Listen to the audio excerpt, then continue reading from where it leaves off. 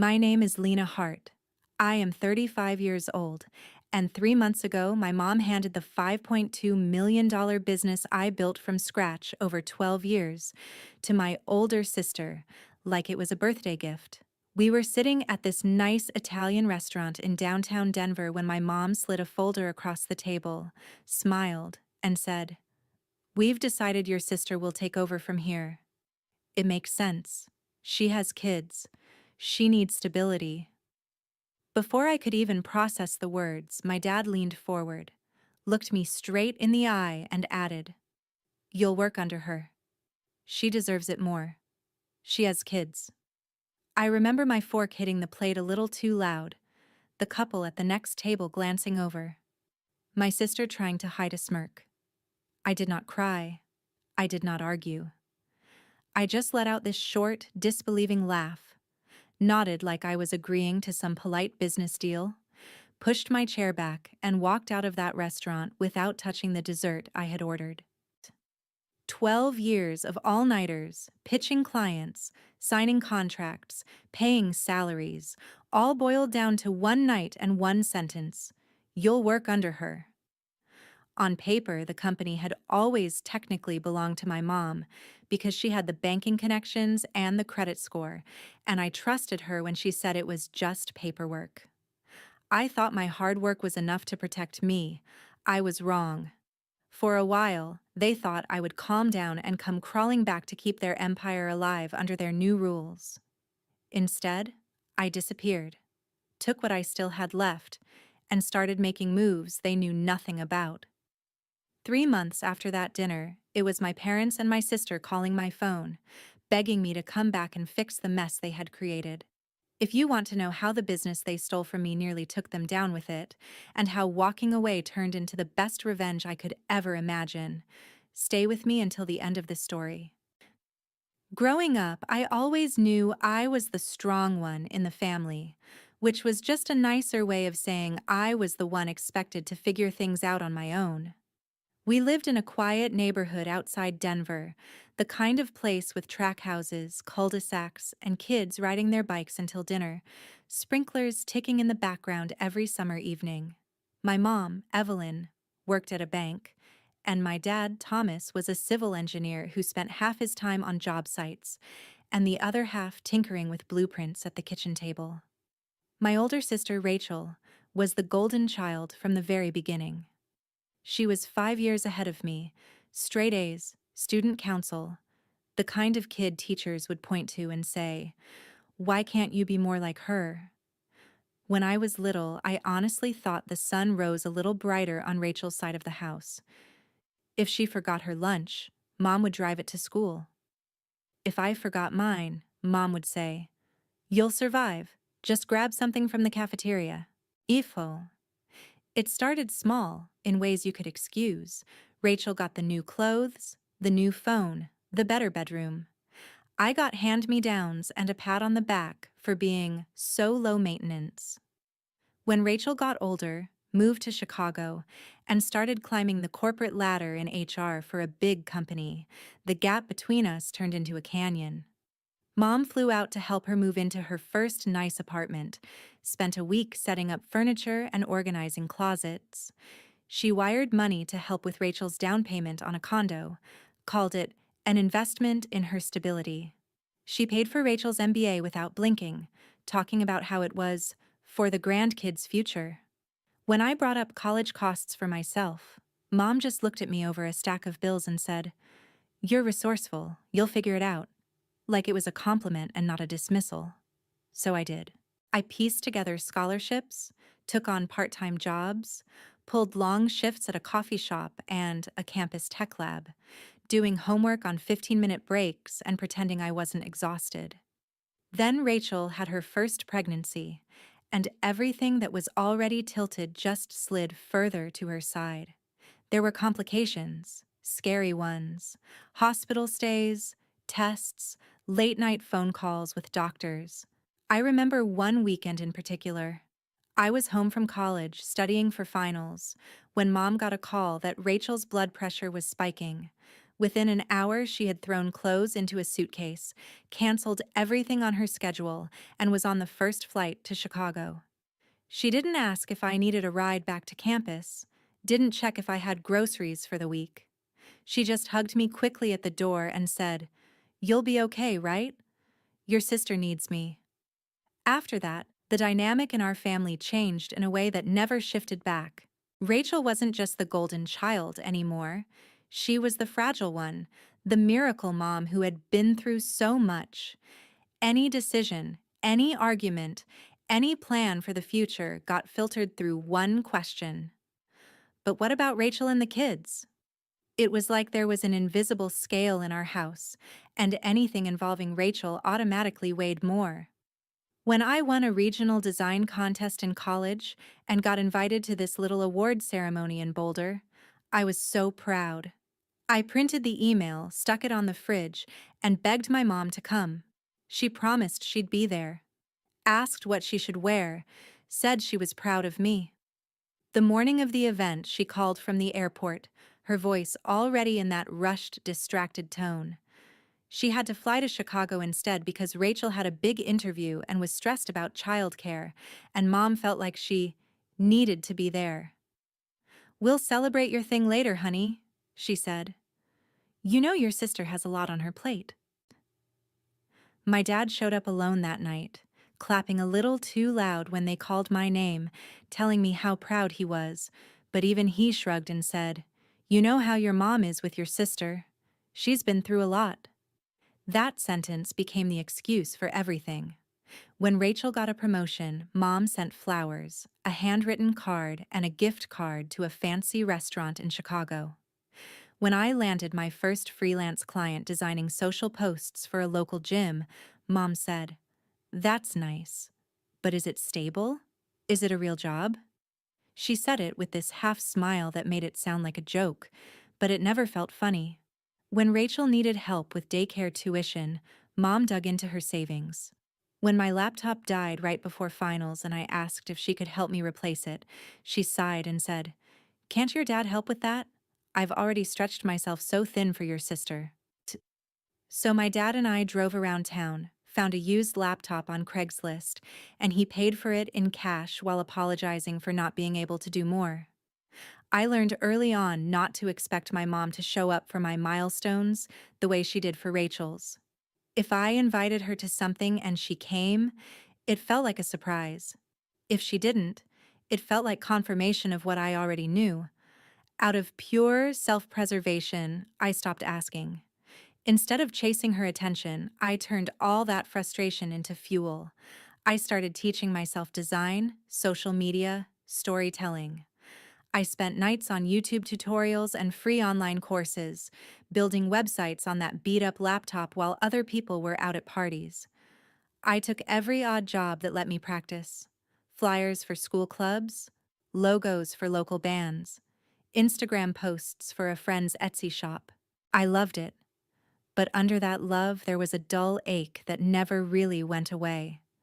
The feeling that no matter how hard I worked, inside my own family I would always be the one who will be fine, compared to the one who almost didn't make it. Somewhere in there, I made a quiet promise to myself.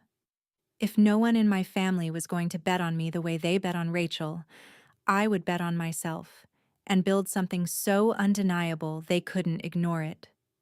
If Mom wasn't going to see my work as a real job, I'd build it into something bigger than any job she'd ever had. What I didn't realize back then was that the same mom who never fully believed my work was real would one day use that work as leverage, on paper and in court, to decide who in our family deserved it more. After college, when my friends were sending out resumes to big companies and refreshing their email every 5 minutes, I was sitting in a noisy co-working space in downtown Denver with a secondhand laptop, a thrift store backpack, and a stack of sticky notes, trying to come up with a name for the business I hadn't technically started yet. I wanted something that felt solid, like it could sit on the side of a glass building one day, not just on my Instagram bio or a Canva mockup. I ended up with Heartline Digital, a mix of my last name and this idea that stories are the lifeline of any brand. It sounded bigger than me, which was exactly the point. At first, Heartline was just me doing social media posts and scrappy branding projects for local coffee shops, yoga studios, and a couple of real estate agents who didn't understand Facebook but wanted something viral. I charged way too little, worked way too many hours, and said yes to everything because I was terrified that if I said no once, the work would dry up forever. I met clients in coffee shops, edited videos at my kitchen table at 2 in the morning, and answered emails from my phone while standing in line at the grocery store. When I tried to open a proper business account and apply for a small line of credit to smooth out cash flow, the bank looked at my age, my irregular freelancer income, and my thin credit history, and politely told me no. That's when my mom stepped in, all calm and confident in her bank manager voice. "Let me help you," she said one night over dinner. "I know how this works. We'll set it up so you can actually grow." She explained that if she formed the LLC in her name and used her credit history, we could get better terms, better banking, all the boring stuff I honestly didn't want to think about. She talked about liability, taxes, compliance, things I had only skimmed articles about. I just wanted to build cool campaigns and land clients. When she said, "It's just paperwork, sweetheart. You'll always be the one running things," I believed her. She printed out the documents, highlighted where I needed to sign, and I sat at her kitchen table, pen in hand, signing and initialing like it was a formality. On paper, Heartline Digital belonged mostly to her. In reality, it was my blood, sweat, and sleepless nights keeping it alive. The first few years were rough. I lived in a tiny apartment with a roommate who left post-it notes on the fridge about buying more toilet paper. I ate a lot of cheap takeout, instant noodles, and whatever snacks I could grab between meetings. I took on ridiculous projects that barely paid anything just to keep the lights on and my software subscriptions active. I remember one winter where my heat went out for a week, and I worked in 3 layers of sweaters, blowing on my hands to keep them warm while I edited a video for a client who would later negotiate my invoice down because exposure. But slowly, things started to shift. A campaign I did for a local solar panel company performed way better than they expected. We told the story of regular families lowering their bills and helping the planet instead of just throwing technical specs in people's faces. The campaign got shared, their inquiries doubled, and they referred me to a friend at a clean energy startup. That startup referred me to another founder in Boulder. I realized there was this whole wave of climate tech and green companies that were brilliant at building technology, but terrible at talking about themselves. And I was good at turning complicated, boring tech into stories normal people actually cared about. So I leaned into that niche. I reworked my website to speak directly to impact-driven companies. I started going to conferences in Denver and Boulder, signed up for cheap exhibitor tables, and sat there with a basic banner and a laptop, talking to anyone who would stop long enough to listen. I spoke on tiny panels about storytelling for impact, networked at ugly hotel bars with founders in Patagonia vests, collected business cards, and followed up on LinkedIn like my life depended on it. Sometimes it did. Slowly, Heartline grew from me alone in a noisy co-working space to a small team sharing cheap office space in a renovated warehouse district just outside downtown. I hired my first employee, a copywriter who had been laid off from an agency and was thrilled to have a chance to build something new. Then I brought on a video editor who could make our ideas actually look as good as they sounded, and later, a strategist who knew paid ads better than I ever would, and loved spreadsheets in a way I never could. Every time I signed a new lease or a bigger contract, Mom would remind me, "Good thing I set everything up properly. Banks love seeing my name on those documents." She said it like a joke, like a flex, and I laughed along because I thought we were a team. I handled the clients, the creative, the management. She handled the paperwork and the taxes. My dad would swing by sometimes, hold up one of our campaign posters and say, "Look at you, building an empire." Then follow it up with, "One day you'll slow down and have a family of your own, right?" As if the business I was building didn't count as a family I was feeding. As the years passed, the projects got bigger. We weren't just designing logos and social posts anymore. We were running full-scale digital launches for startups about to announce funding rounds, building content strategies for companies expanding into new markets, producing video series that actually changed how people saw clean energy. I flew to San Francisco for client pitches, to Austin for a conference, to New York for a workshop. I'd walk into rooms full of guys in suits, set up my deck, and watch their skepticism turn into respect as soon as I started talking through the numbers and the creative. Inside Heartline, my role kept evolving. I was no longer just the one making things. I was leading strategy sessions, hiring department heads, sitting in on every major client meeting. Staff came to me when they were stuck, when they needed direction, when they wanted to celebrate a win. My mom wasn't in the office day to day. She'd stop by occasionally, say hi to people, ask about revenue and projections, then leave. But every time we needed a bigger credit line or wanted to negotiate better terms on something, her name and her credit history were what smoothed the way. She never let me forget that. "We're a good team," she'd say. "You're the vision. I'm the foundation." It felt good at the time. My dad liked to brag about us. He'd tell friends, "Lena and her mom built this thing together," even though she couldn't have explained a single campaign if you'd put a camera in her face.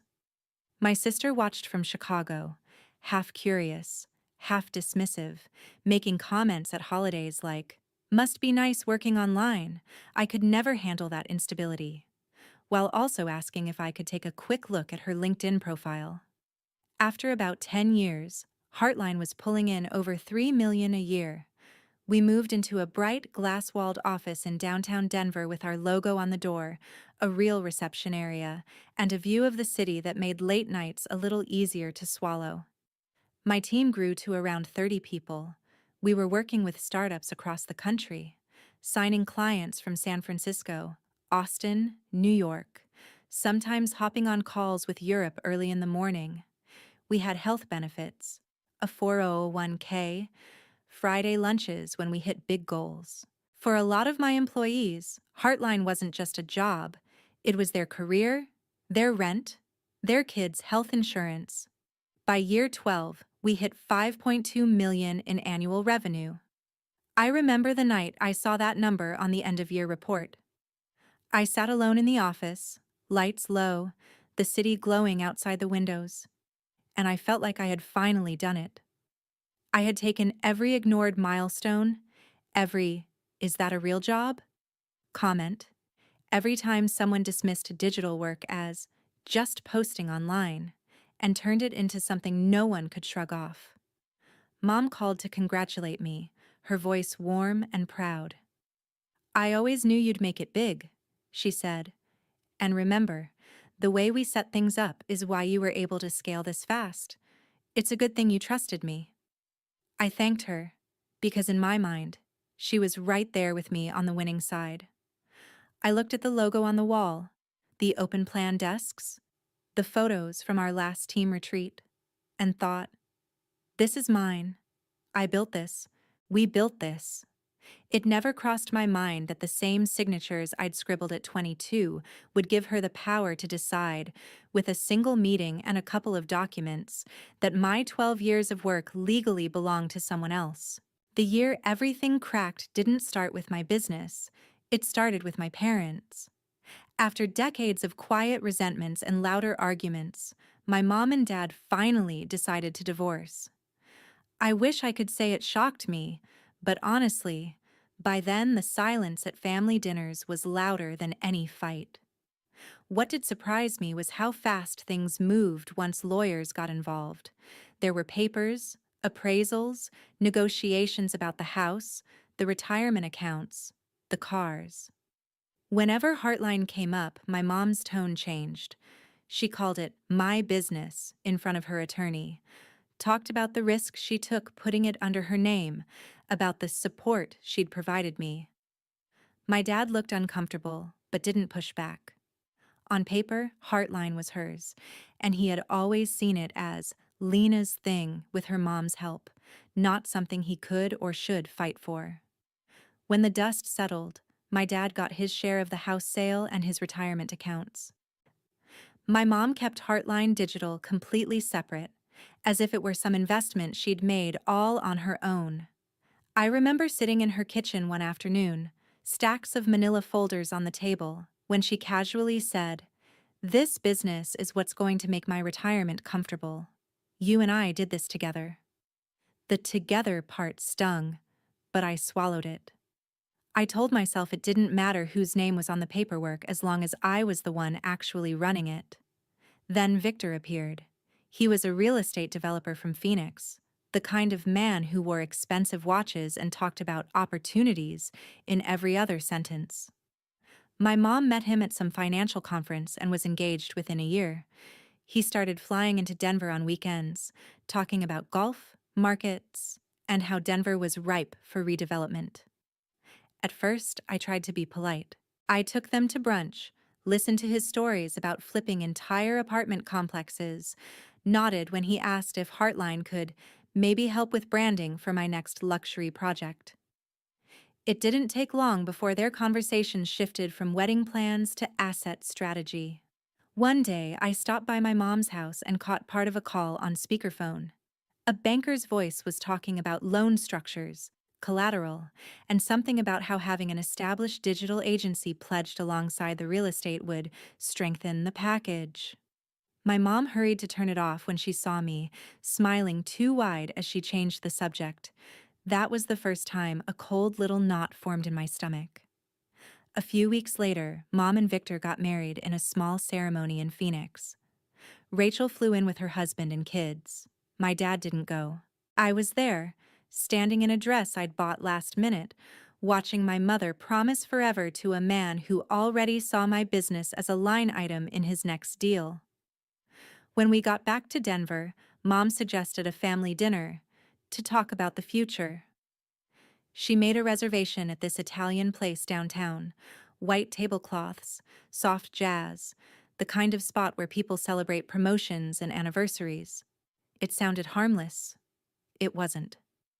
We sat there, me across from my parents, Rachel next to my mom, her phone face down on the table like it was killing her not to check it. We ordered, made small talk about the kids, about Denver real estate, about the Broncos. Then my mom pulled out a neat, thick folder and placed it between the wine glasses. "We've been doing some planning," she said. "Estate planning, succession planning. We need to make sure things are set up so everyone's taken care of." She talked about being in her 60s, about wanting to travel, about not wanting to work forever. For a second, my heart actually lifted. I thought she was finally going to say she was transferring the company to me, formally making me the owner of what I'd spent 12 years building. Instead, she turned to Rachel with that soft, proud look she'd always reserved for her and said, "We've decided Rachel will take over Heartline." She said it like an announcement at a baby shower. She has the MBA, the management background, and she has 3 kids to think about. This will give her family real security. My brain fizzed, static and disbelief. I looked from my mom to the folder to Rachel, who was trying and failing to hide a smile. "What are you talking about?" I asked, my voice too calm for how my chest felt. My mom launched into a rehearsed explanation. She and Victor had been meeting with lawyers and financial planners. They had restructured the company, shifted majority control, voting rights, and key signatory authority from her to Rachel. I could stay on as a high-level executive, of course. They pictured me as a COO or creative director, someone who did the work while Rachel made big-picture decisions. My dad, who had been quiet up to that point, finally jumped in. He didn't sound apologetic. He sounded like a man who had convinced himself this was rational. Look, Lena, he said, leaning forward. You're single, you're flexible, you'll be fine no matter what. Your sister has a whole family to support. You'll work under her. She deserves it. She has kids. There it was, the sentence that took my entire 20s and 30s and flattened them into a footnote next to my sister's motherhood. 12 years of risk, of stress, of payroll and lost sleep, weighed against the fact that Rachel had 3 children. I stared at them, at the documents sitting in that folder, at the people who were supposed to protect me, and realized they had used every bit of trust I'd ever given them to build a cage I was now expected to live in. Then, like I told you before, I laughed. A short, sharp sound that made my sister flinch and my mom's smile falter. I nodded, pushed my chair back, and stood up. If that's how you want it, I said, then you can run it without me. I walked out of that restaurant without touching my food, without asking to see a single page. On the drive home, my phone buzzed with texts from my mom, then my dad, then Rachel, all variations of "don't be dramatic" and "we can talk about this." I turned the phone face down on the passenger seat and kept driving. In that moment, I decided if they were going to treat my life's work like a retirement plan and a consolation prize for my sister, the most powerful thing I could do was walk away and make sure that, without me, their newfound security was anything but. Driving away from that restaurant, I let myself feel exactly one wave of rage. Then I shoved it into a box and started doing math in my head. I knew what was in my personal accounts, what my expenses were, what my runway looked like if I walked away for good. By the time I pulled into my apartment parking lot, I had a rough plan. I had about $450,000 saved between my salary, bonuses, and the tech stocks I'd been quietly investing in over the years. I had no kids, no mortgage, a beat-up car that was paid off, and a brain full of everything that actually made Heartline valuable. If they wanted the shell of the company so badly, they could keep it. I'd take the part that lived in my head and start over. The next morning, I walked into the office like it was any other day. I didn't tell my team what had happened at dinner. I just watched the people I'd hired and trained hustle to meet deadlines and answer client calls, while my sister sat in a conference room with my mom and her laptop open, looking at spreadsheets she barely understood. Around noon, I sent my resignation email. It was short, polite, and final. Effective immediately, I was stepping down from my role at Heartline Digital. I copied my mom and my dad on it and attached a separate file with everything my team would need to transition projects smoothly. I didn't rant. I didn't accuse. I just cut the cord they thought I'd never have the guts to touch. Then I went home, opened my own laptop, and started drafting the next chapter. Within a week, I had filed paperwork for a new company under my name alone, Bright North Studio. No hidden majority owner, no for convenience signatures. I hired a lawyer this time, a woman who specialized in small business and who looked me dead in the eye and said, "We're going to make sure no one can ever do to you what they just did." We set up the LLC properly, opened accounts that belonged only to the business, and mapped out a structure where any future partners would be exactly that. Partners, not secret puppet masters. I found a small office in a shared building in the Denver Tech Center. Nothing fancy, just a bright room with big windows and enough space for a handful of desks. The first week, it was just me and cheap furniture from IKEA, surrounded by cardboard boxes and the hum of someone else's startup down the hall. It should have felt like a downgrade after the glass-walled space Heartline had, but it didn't. It felt clean. It felt like mine. Then came the hard part, telling clients the truth. Not the messy family version, not the part about betrayal and kids and estate planning, just the professional part. I called the clients I had personally brought into Heartline, the ones who had my cell number, the ones I'd stayed up past midnight for on launch days. On each call, I said some version of, "There's been a change in ownership and leadership at Heartline. I've chosen to start a new agency, Bright North, and I'd love to keep working with you if it makes sense." I never asked anyone to leave Heartline out of loyalty. I just laid out the reality: who would be running their campaigns, who would be making decisions, who they trusted. 70% of them chose to follow me. Some did it quietly, waiting for contracts to end before switching. Others moved immediately, telling me flat out, "We didn't sign with your mom. We signed with you." Three of my strongest team members, our head of strategy, our senior video producer, and a performance marketer who basically spoke in data, handed in their notice at Heartline and joined me at Bright North within a month. We took pay cuts at first, made coffee in a thrift store machine, and used folding chairs until we could afford real ones, but the energy in that little office was electric. We were building something again, only this time without someone else's name sitting on top of it.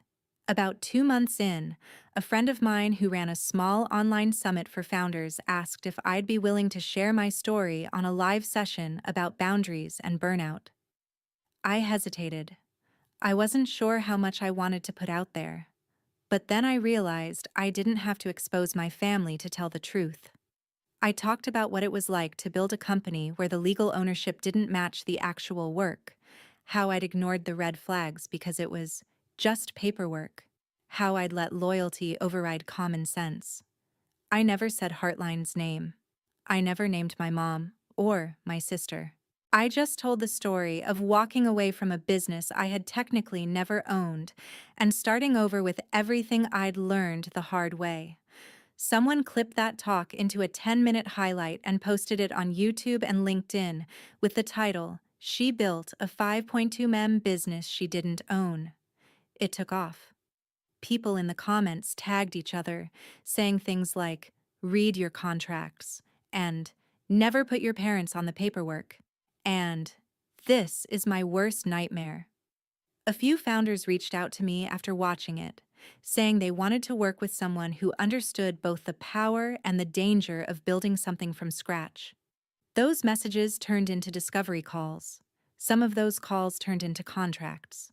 Bright North signed a national climate tech company because their CMO watched my talk on his lunch break and decided, anyone who survived that and still wants to help other businesses grow is someone I want on my side.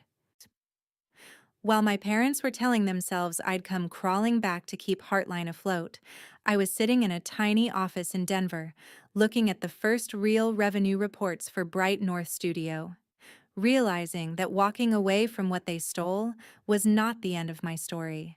It was the beginning of the kind of revenge that doesn't require shouting or drama, just success they could no longer claim as theirs. While Bright North was taking shape in that little office, Heartline was quietly starting to fall apart. At first, I only heard bits and pieces through former coworkers and industry gossip. A client would mention in passing that they'd gotten a strange email from Rachel about changing scopes and timelines. A designer who stayed behind would text me saying they'd been pulled into meetings where no one seemed to know what the actual strategy was. On paper, Rachel had the title. In reality, she had no idea how any of it worked. She started making changes just to prove she was in charge. She cut back on research and discovery calls because she thought they were too time-consuming. She asked junior staff to approve things they weren't qualified to touch. She moved deadlines forward to impress new prospects, then couldn't deliver. Campaigns that would have run smoothly a year earlier started slipping. Clients noticed. One longtime client called me one afternoon just to vent. "I know you're not there anymore," he said, "but something's off. The new leadership doesn't listen.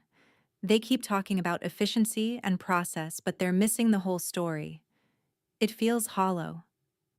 I listened, said I was sorry he was dealing with that, and gently reminded him he had my number if he ever needed help. A few weeks later, he moved his account to Bright North. He wasn't the only one. At the same time, the thing I'd overheard months earlier about collateral and loans came back around. The real estate deal Victor had set up in Phoenix was more aggressive than my mom let on. He had leveraged everything he could: his properties, some of her retirement, and yes, Heartline Digital. When revenue dipped and clients started leaving, the numbers no longer looked so pretty on a bank's spreadsheet. 3 months after that dinner at the Italian restaurant, my phone lit up with my mom's name in the middle of a workday. I stared at it for a second, then answered. Her voice sounded tight, the way it did when she was trying not to panic. "Lena, we need to talk," she said. "Can you meet us?" "Who's us?" I asked, even though I already knew. "Your father, Rachel, me," she said. "Please, it's important." We met at this small cafe near the Denver Tech Center, the kind of place where people hide behind laptops and cappuccinos.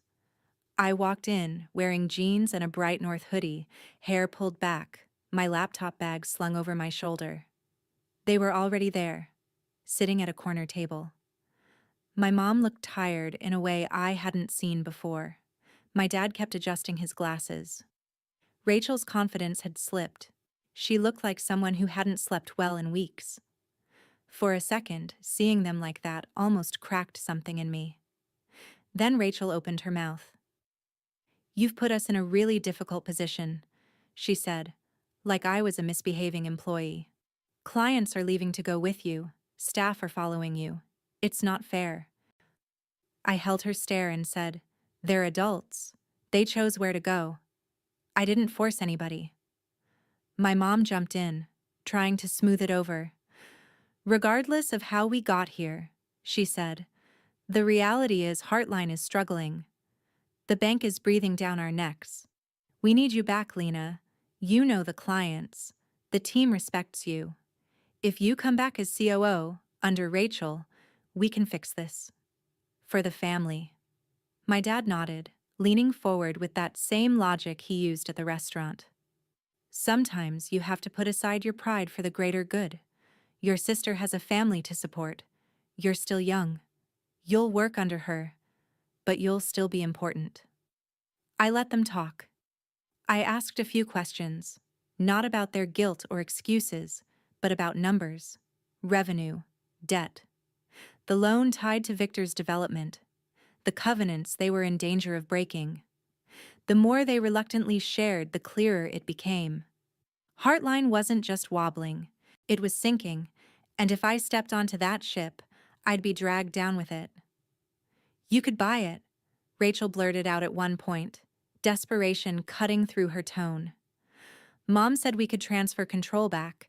If you just come in and fix it, maybe we can sell later for a good price. We all win." The idea should have felt satisfying.